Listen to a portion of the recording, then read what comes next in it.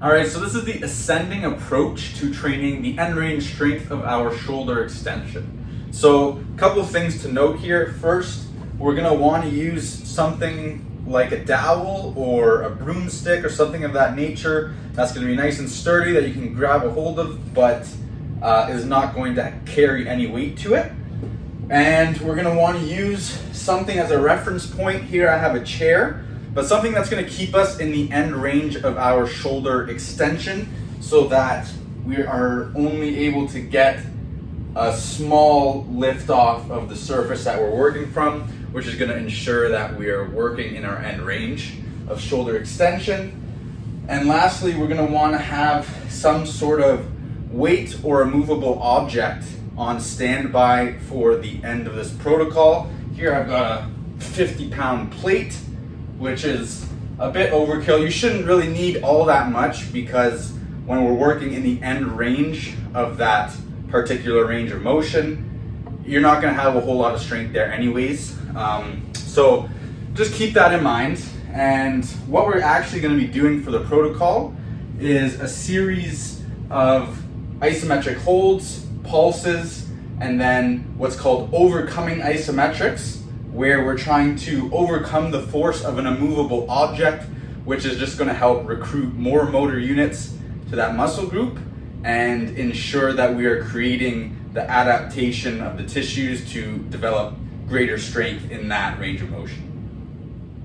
So looking at the execution itself, here are some cues to think of.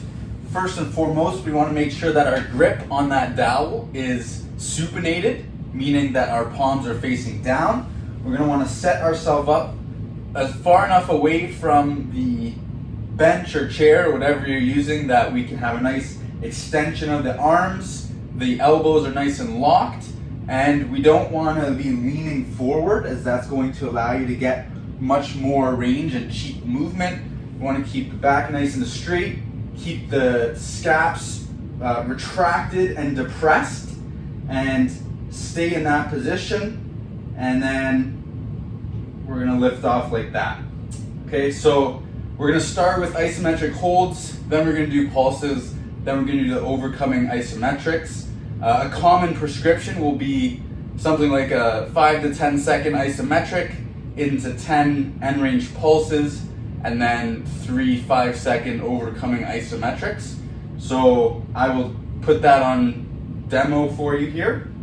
So 1, 2, 3, 4, 5, 6, 7, 8, 9, 10. Then we're gonna do our pulses. 1, 2, 3, 4, 5, 6, 7, 8, 9, 10, and then we're gonna put that immovable object on the dowel.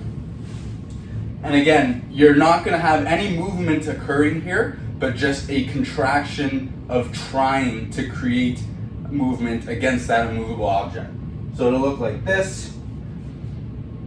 1, 2, 3, 4, 5. Reset.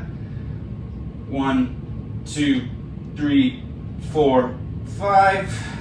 Reset. And 1, 2, 3, 4, 5.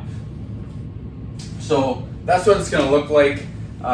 Perform everything how it's been prescribed to you, and that is our ascending approach to a end range shoulder extension.